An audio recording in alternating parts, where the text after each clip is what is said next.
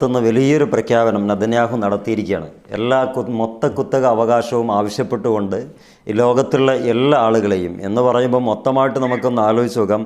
ഇസ്ലാമിക തീവ്രവാദികളിൽ നിന്ന് ആഫ്രിക്കയിലെയും അതുപോലെ തന്നെ മിഡിൽ ഈസ്റ്റിലെയും ക്രിസ്ത്യാനികളെ സംരക്ഷിക്കുന്നതിന് വേണ്ടി, ജൂതന്മാരെയും സംരക്ഷിക്കുന്നതിന് വേണ്ടി ഇസ്രായേൽ എല്ലാ രാജ്യങ്ങളെയും ഉൾപ്പെടുത്തിക്കൊണ്ട് ഒരു സഖ്യം രൂപീകരിക്കും. അതിൻ്റെ മേൽനോട്ടം ഞാൻ തന്നെയായിരിക്കും എന്ന് പറയുന്ന ഒരു സൗണ്ട് അല്ലെങ്കിൽ ഒരു വീഡിയോ ആണ് ഇപ്പോൾ പുറത്തു വരുന്നത്.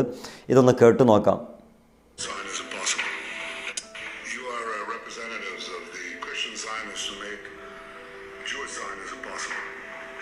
It's hard for me to conceive the emergence of the Jewish state, the re-emergence of the Jewish state, without the support of Christian Zionists in the United States, also in Britain, but the main thrust was in the United States. Okay, നമ്മളുടെ കാര്യങ്ങൾ ഇദ്ദേഹം പറഞ്ഞു വരുന്നത് Venezuela ഇപ്പം തകർന്ന് തരിപ്പണമായി എല്ലാ ദ്വീപുകളിലും പോയിട്ട് ഇവരുടെ അഥവാ അമേരിക്കയുടെ സൈന്യം കയ്യേറിക്കഴിഞ്ഞു എന്ന് പരോക്ഷമായിട്ടുള്ള റിപ്പോർട്ടുകളൊക്കെ വരുന്നുണ്ട്, വ്യക്തത കുറഞ്ഞ റിപ്പോർട്ടുകൾ. അതൊരു പക്ഷേ നാളെ അത് വ്യക്തതയോടെ വരാനിരിക്കുന്നതായിരിക്കും. ലോകത്ത് അതിലേക്കൊന്ന് ഇണങ്ങിച്ചേർക്കാൻ വേണ്ടിയിട്ടാണ് ആദ്യമൊക്കെ അങ്ങനെ റിപ്പോർട്ട് ചെയ്യാറുള്ളത്, സ്വാഭാവികമാണ്. പക്ഷേ ഇതിൽ ഇദ്ദേഹം പറയുന്നത് വെനസ്വേല കഴിഞ്ഞു കഴിഞ്ഞാൽ ഞങ്ങളുടെ നേതൃത്വത്തിൽ ഒരു വലിയ മുന്നേറ്റം നടത്തും. അമേരിക്കയിൽ എന്നല്ല, മിഡിൽ ഈസ്റ്റിലുള്ള ക്രിസ്ത്യാനികളെയും അതുപോലെ ജൂതന്മാരെയും ലോകമെമ്പാടുമുള്ള പ്രത്യേകിച്ച് ആഫ്രിക്കൻ ഭൂഖണ്ഡത്തിലുള്ള ജൂതന്മാരെയും ക്രിസ്ത്യാനികളെയും സംരക്ഷിക്കുന്നതിന് വേണ്ടി ഇത് നല്ലൊരു സൂചനയായിട്ടാണ് ഈ മനുഷ്യൻ പറഞ്ഞു വെക്കുന്നത്. അഥവാ ഈ സായിപ്പിൻ്റെ അല്ലെങ്കിൽ സയനിസ്റ്റിൻ്റെ ഏറ്റവും വലിയ തോന്നൽ ഇവരാണ് ഏറ്റവും ലോകത്ത് ജീവിക്കാൻ അർഹതയുള്ളൂ, ബാക്കി ആർക്കും അവരുടെ അങ്ങനെ ജീവിക്കാനുള്ള അർഹതയോ അംഗീകാരമോ ഒന്നും വേണ്ടതില്ല. ഇനി എങ്ങാനും ജീവിക്കാൻ കൊതിക്കുകയാണെങ്കിൽ നമ്മുടെ കാലിൽ കീഴിൽ ജീവിച്ചു കൊള്ളുക, അത്രയേ ഉള്ളൂ. അതിനാവശ്യമായ മുന്നൊരുക്കങ്ങളും കാര്യങ്ങളൊക്കെ ഇടപെട്ട് കഴിഞ്ഞു എന്നുള്ള.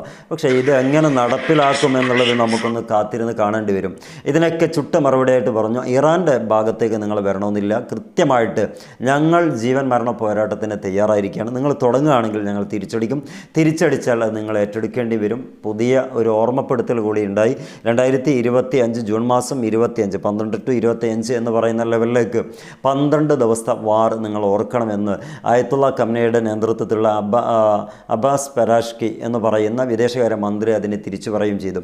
എന്നാണ് മിഡിൽ ഈസ്റ്റൊക്കെ ആയിക്കോളൂ, പക്ഷേ നമ്മുടെ രാജ്യം മിഡിൽ ഈസ്റ്റിലാണെങ്കിൽ പോലും ഈ വഴിക്ക് നിങ്ങൾ വരരുത് എന്ന് കൃത്യമായി പറയുക. എന്താണ് ഇവരുടെയൊക്കെ ഒരു ചോര കുടിക്കുന്ന ട്രാക്കുള എന്നുള്ളത്? പിന്നെ എന്താ പറയേണ്ടത്? ഇവർ ചെയ്യുന്നതൊക്കെ ന്യായവും മറ്റുള്ളവർ ചെയ്യുന്നത് സമാധാനത്തിൻ്റെ പാതയിൽ ഒരു രാജ്യം പോകുന്നുണ്ട്, അത് അവിടെ എന്തെങ്കിലും കാണിച്ചിട്ട്, അവിടെ ഇപ്പം വെനസ്വേലയിൽ പ്രത്യേകിച്ച് പറയുന്നത് മയക്കുമരുന്ന് വല്ലാതെ കൊണ്ടുവരികയും അവരുടെ ആളുകൾ അമേരിക്കയിലേക്ക് കുടിയേറുകയും അങ്ങനെ അമേരിക്ക നശിച്ചു പോകുന്ന വക്കിലേക്ക് എത്തുകയും ചെയ്തിരിക്കുന്നു. അത് ആ രാജ്യത്തിൻ്റെ സോഷ്യലിസ്റ്റ് ഭരണമായിട്ടുള്ള ആ ഭരണകൂടം വലിയ അപകടത്തിലാണ്. അതുകൊണ്ട് ആ ഭരണത്തെ മാറ്റി സ്വന്തമായൊരു ഭരണകൂടം സ്ഥാപിക്കാൻ ഞങ്ങൾ പ്രതിജ്ഞാബദ്ധമാണെന്നും പറഞ്ഞിട്ട് ഇറങ്ങി തിരിച്ചിരിക്കുകയാണ്. ഒരു തിരിച്ചടിയും അവിടെ നിന്ന് തിരിച്ചു കിട്ടിയിട്ടില്ല എന്നാണ് അറിയാൻ കഴിയുന്നത്. കാരണം വെനസ്വേല എന്ന് പറയുന്നത് അത്ര കണ്ട് ഹൈ എൻഡായിട്ട് നിൽക്കുന്ന ഒരു രാജ്യമല്ല എന്നുള്ളത് അമേരിക്കയ്ക്കറിയാം, ലോകമെമ്പാടുമുള്ളവർക്കറിയാം. എന്ന് പറഞ്ഞാൽ ചാഞ്ഞു കിടക്കുന്ന മരത്തിന്മേൽ ഓടിക്കയറാൻ അമേരിക്ക എന്ന് പറയുന്ന ട്രാക്കുകൾക്ക് സാധിക്കും, പിന്നാലെ കയറാൻ ഇസ്രായേലും ഉണ്ടാകുമെന്നുള്ളതാണ്. ലോകത്തെ തീവ്രവാദത്തിനൊരു പട്ടം ചേർത്ത് ഒരു അവാർഡ് കൊടുക്കണമെന്നുണ്ടെങ്കിൽ ആർക്ക് കൊടുക്കണം? പ്രേക്ഷകരായി നിങ്ങൾ പറയൂ. ലോകത്തെമ്പാടും ഈ പ്രൊപ്പഗണ്ടയുടെ വർക്കൗട്ട് നടത്തിയിട്ട് അത് നല്ല ലെവലിൽ വിജയിപ്പിച്ചെടുക്കാൻ ഈ വിഭാഗത്തിന് സാധിച്ചിട്ടുണ്ട്. ശരിക്കും ഇവിടെ ഇന്നിപ്പം നടത്തുന്നത് തീവ്രവാദമല്ലേ? ആ പാവപ്പെട്ട രാജ്യത്തിൻ്റെ മുകളിൽ അവരുടെ എണ്ണ സമ്പത്തിനെ കണ്ടിട്ട് അവിടെ ഒരു വലിയ രാജ്യം അല്ലെങ്കിൽ അവരുടെ സമ്പത്തിൻ്റെ മുകളിൽ നമ്മുടെ ഒരു കണ്ണുണ്ടാകണം, നമ്മളായിരിക്കണം അതിൻ്റെ കൺട്രോൾ എന്ന് മനസ്സിലാക്കിക്കൊണ്ട് ആ രാജ്യത്തിൻ്റെ സിവിലിയൻസിൻ്റെ മേലിൽ, ആ രാജ്യത്തിൻ്റെ ആ ജനാധിപത്യപരമായിട്ട് അവിടത്തേക്ക് ഭരണത്തിലേറി വന്നിട്ടുള്ള ആ രാജ്യത്തിൻ്റെ മുകളിൽ പോയിട്ട് അനാശ്വാസപരമായിട്ട് ഇടപാട് നടത്തുന്നുണ്ടെങ്കിൽ ഈ അമേരിക്കയല്ല ഏറ്റവും വലിയ ഭീകരവാദി രാഷ്ട്രം? എന്നിട്ട് എന്തേ ആ രാജ്യത്തിന് അങ്ങനെ ഒരു പട്ടം ചാർത്തി കൊടുക്കാൻ മടിക്കുന്നത്? ഇതൊക്കെയാണ് ലോകം സത്യനഗ്നമായിട്ട് നമ്മൾ പരിശോധിക്കുമ്പം വിളിച്ചു പറയേണ്ടത്. പക്ഷെ ആരും ഇല്ല എന്നുള്ളതാണ് വസ്തുത. ഇവർ പറയുന്നത് കൃത്യമായി ഞങ്ങളൊരു അജണ്ട ഉണ്ടാക്കിയിട്ടുണ്ട്. എന്താ അജണ്ട? ജൂതന്മാരെയും ക്രിസ്ത്യാനികളെയും മിഡിൽ ഈസ്റ്റിലെയും അതുപോലെ തന്നെ യൂറോപ്യൻ അല്ല, ആഫ്രിക്കൻ ഭൂഖണ്ഡത്തിലുള്ള ആളുകളെ കണ്ടിന്യൂ ചെയ്ത് അവരെ ഫോളോ അപ്പ് ചെയ്ത് അവരുടെ സെക്യൂർ സിസ്റ്റത്തിലേക്ക് കൊണ്ടുവരാൻ നല്ല കാര്യം തന്നെയാണ് കേൾക്കുന്ന ആളുകൾക്ക്. പക്ഷേ ഇത് എത്രത്തോളം വിജയിക്കുമെന്നുള്ളത് അറിയില്ല.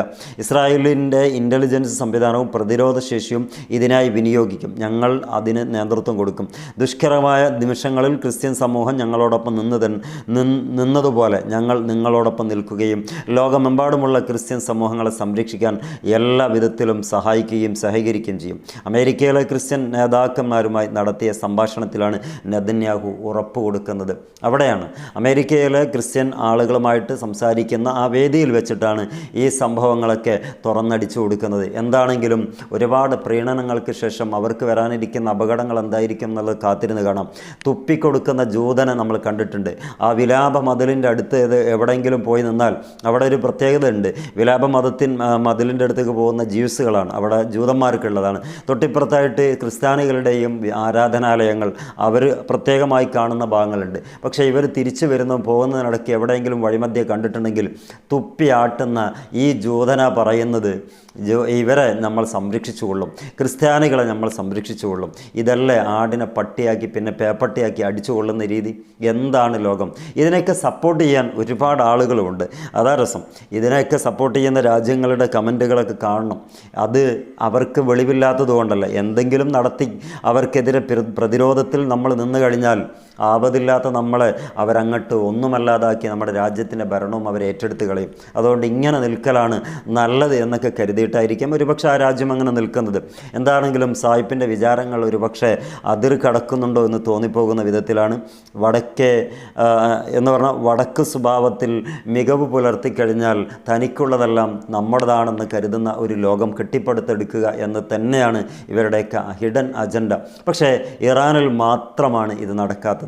അപ്പോൾ ഇറാനോട് പറയുന്നത് അത്ര കണ്ട് ഏശുന്നില്ല എന്നേ ഉള്ളൂ.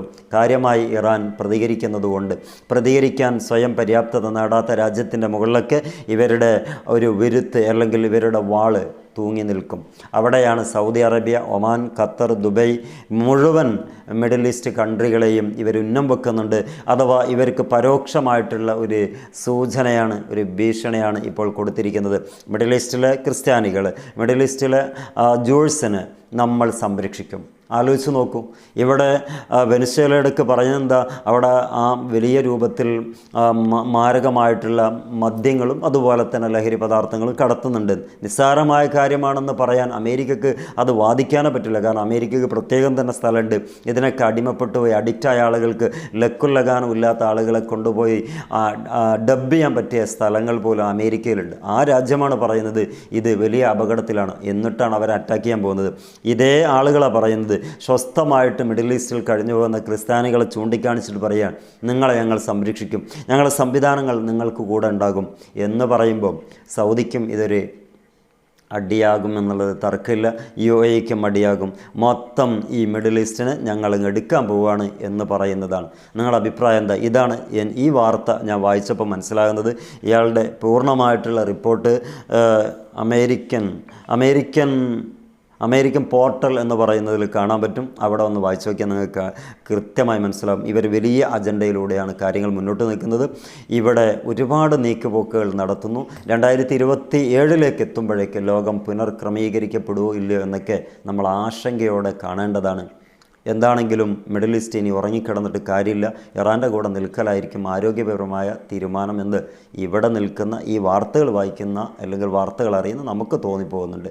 കാത്തിരുന്ന് കാണാം. വരാനുള്ളത് വഴിയിൽ തങ്ങില്ലല്ലോ.